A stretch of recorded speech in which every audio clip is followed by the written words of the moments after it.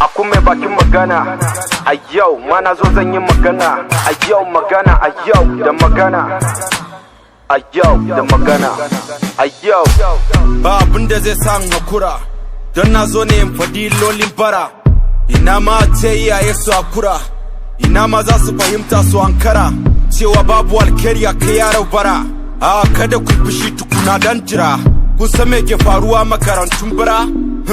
Ai za ku ce ba ku sani ba, uba ya tura dansa yaro kankani ba, babu ci ba sha ba kai masa sutura ba, gashi dan gani ba iya wanki yake ba.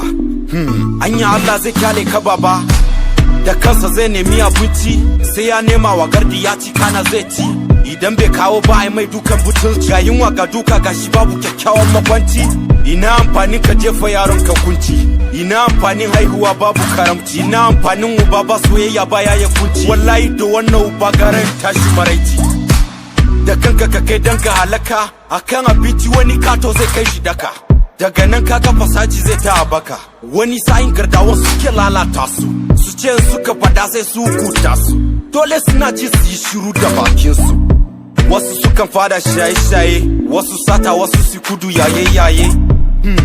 Haba dalla yaye, yana da kyau ku daina sa yara hawaye.